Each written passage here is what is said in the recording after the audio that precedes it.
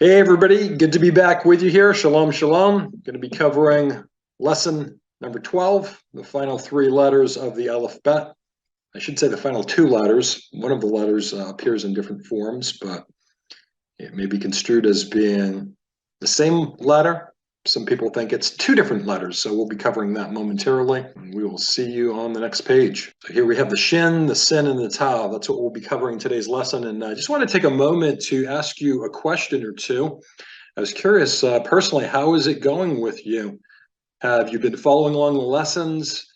Have you had or taken the opportunity to schedule your 30-minute monthly mentoring session with me personally to kind of work through what you are learning, what you are having challenges with, maybe answering questions that you may have on anything? And so that's my question to you. How are your study habits in the last week? How many study sessions did you undertake? Is it one or two? Is it more like 5 or 6? What are your goals? How quickly do you want to learn Hebrew? And ultimately, the big question is, do you feel that the time that you are investing is paying off? Have these lessons been really helping you? Do you feel that they're missing anything that should be there? And so these are some questions. Feel free to private message me, as this is a new product and a new program. There is lots of room for improvement, and I'm totally open to that, but I certainly need to hear people's thoughts on that. All right, we're going to go ahead and get into the letter Shin on the next slide. Okay, introducing Shin and Sin, the 21st of 22 consonants. So they look exactly the same except for the position of the dot, which I'm going to cover that. So the letters are identical except for this dot here. So this letter here is called a shin, has an SH sound. This letter here is called a sin.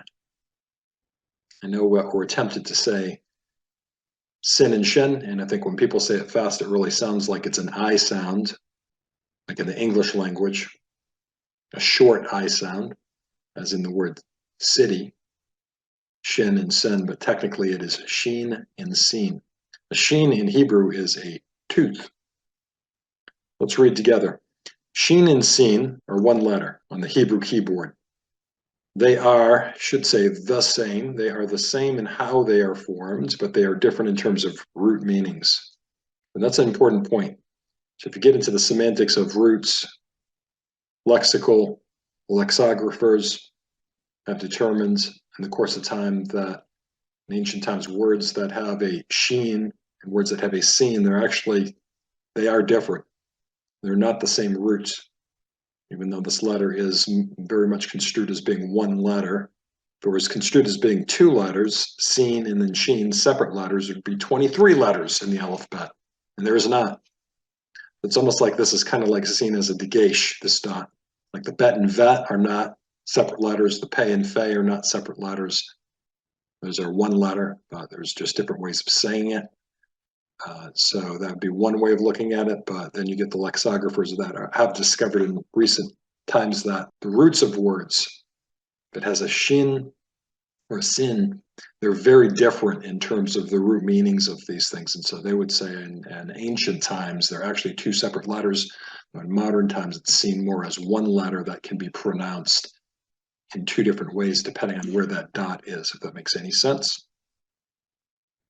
So shin has the SH sound, and then sin has the S sound, as in the word sound. All right, next slide. Let's go ahead and spend some time on our tracing templates here. Start with the shin. Let's start here up top and come down to the baseline. And we're going to come over.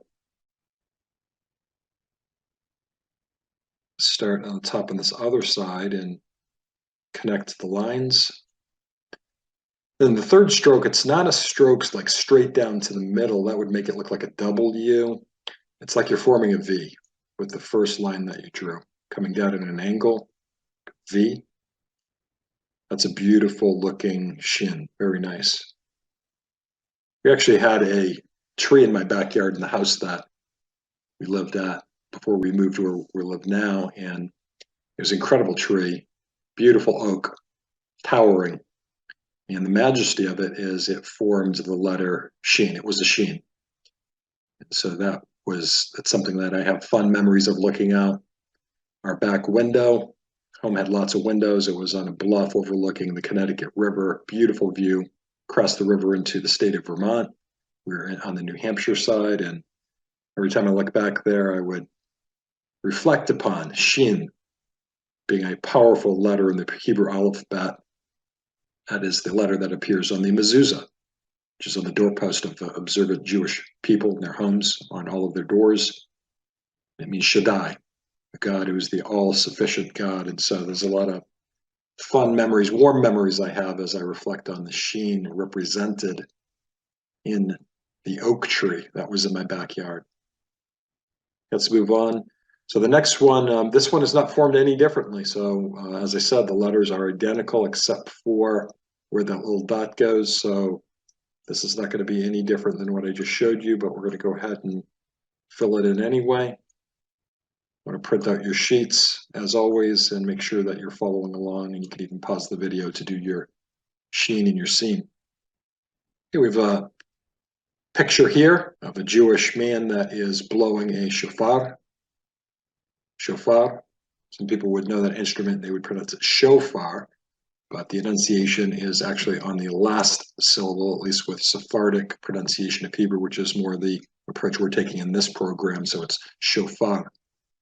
Shofarot, it's a feminine word. Shofarot would be plural, more than one shofar. Shofar is a ram's horn, or the horn from a kosher animal. And this is the Hebrew word beneath it for a shofar. And we have the enunciation diacritical mark, the stress marker here. Tells us where the stress is to be put on the last syllable.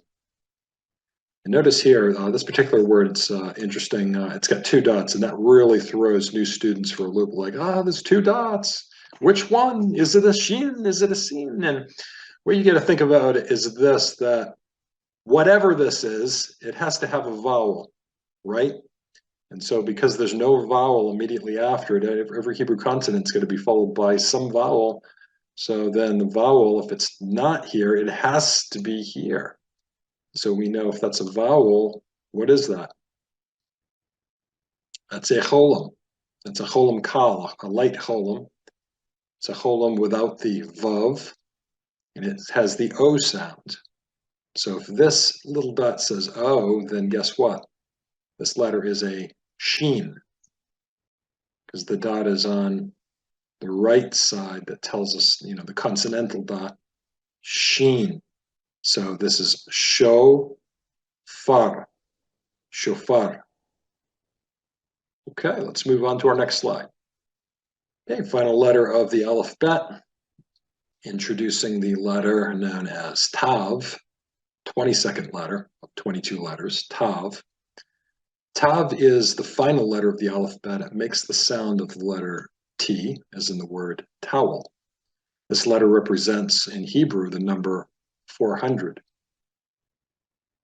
You may see some of the Tavs will have a negation in the middle. So I'll just mention this in passing, though I'm not teaching the Ashkenazic pronunciation. That's a different type of world Jewry. Jewry is generally broken into the two largest groups are the Ashkenazic Jews and then the Sephardic Jews. So Ashkenazic pronunciation, when the Tav has no negation, they will pronounce it as an S sound, Sav, and with the negation as Tav. But in Sephardic pronunciation, if the Tav has a dagesh or if there is no dagesh, in either case it is pronounced the same. So when we see this letter, no matter what is in the middle, we'll pronounce it with the T, as in the word towel, Tav. Let's look at our worm's eye view of the letter Tav. Of our tracing template here at the bottom. So you're going to start, almost looks like the sign for pi in mathematics. So you're going to go over, and in an unbroken stroke, come down.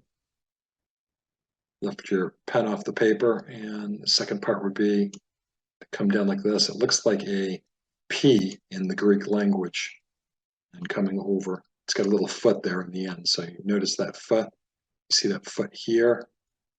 It's represented here in the tracing template. In terms of a picture, very cool photo of a Jewish person holding up the Torah scrolls.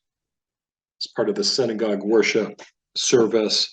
It's a certain part that is called Vizot HaTorah, which means in English, and this is the Torah. Vizot, because Vizot HaTorah, Asher Sam Moshe, Lifnei Bnei Yisrael, Pi Adonai, Beyad Moshe. Essentially, it's like this is the autograph. They're holding up the real autograph. This is the Torah that was given to Moses. So they're affirming that it represents the living covenant that is eternal, that they've bound themselves to. And so that is in the synagogue liturgy. Those that attend synagogue would know exactly what that is. And so I thought that would be of some value, sharing that snippet from the Jewish faith, Vizot HaTorah. So here we have the Hebrew word for Torah. Torah simply means instruction. And when it's HaTorah would be the 5 books of Moses. And then Torah, instruction, it's just a typical standard noun. It's a very common noun in Tanakh, the Hebrew Bible, just meaning that, instruction. The law will go forth from Zion, really instruction, not the law. In the English version of in Isaiah 2, or Isaiah 4, it says the law, but really the Hebrew doesn't have the definite article with the prefix te, and it's just law or instruction will go forth from Zion, the word of the Lord from Jerusalem. And so when the Messiah returns in the Atid Lavo, the Messianic era, the nations will be waiting upon him, and his people will be waiting upon him for instruction that will solve world crises that are in the earth in those days. So I don't want to get too far afoot here on these subjects that I'm passionate about and are greatly interested in. So let's get back to the study of the letter Tav. So this is how you would spell Torah in Hebrew. And the Ashkenazic Jews tend to put the pronunciation on the first syllable. They would say Torah, and some would say Toira, depending on what part of Jewry you come from. Toira, but we would say Torah. So that is the final letter. So that being said, now that we've covered the entire alphabet, we are not quite done with the course. On this next video, we need to do reading practice that will incorporate the Shin, the Sin, and the Tav, the last 3 letters. There'll be some basic reading practice like we normally do. And then the lesson after that will be what I'm calling complex reading. Complex reading. So it's a more intensified version where we mix words that have all of the different letters in. And it will be a page of reading that. And I will offer some additional comments at that point if people feel like they're still in need of instruction. As this is a crash course, it is really not intended to be an in-depth course. And because that's the case, you're not going to get the in-depth results that you would get otherwise. That being said, so if you feel you've made it through up until this point and you're feeling rather unsure of yourself, you feel like you're not doing well when I go through the readings, you're not really following along, it is likely you'll need some more concentrated, I'm not going to say a curriculum because I have additional tools I provide in the same course. It's designed for the person that needs a little more TLC, a little more care, and a little more time learning the letters and the vowels and going over those, more reading practice, because really the reading practices I've offered have been very brief and expedited intentionally. If you feel that you are in need, I'll be covering what the options are that you can kind of do certain things that will assist you in filling in those places where there's like a vacuum where you need some more training and some more reinforcing. And I'm confident that this course, everything I provide here, it will be everything anybody will ever need to master the alphabet. because I have some additional resources I've not really talked about very much on here that I will share with you in the coming couple of lessons, which will be to your advantage to go through those resources. All right. Put the cap on it. Shalom, shalom. Hopefully this has been helpful to you, and thank you for staying the course. It will definitely be worth it all. And yes, it's a lot of time and effort, and anything that's really worth it takes a lot of time, care, and effort, right? And so it'll be worth it all when we start to get into the text and you begin to actually read Hebrew. You're going to feel so good, and it's going to be such a fulfilling, satisfying feeling. It will fuel the fire for continued study of the Hebrew language. Blessings to you. We'll see you in our reading practice next. Shalom, shalom.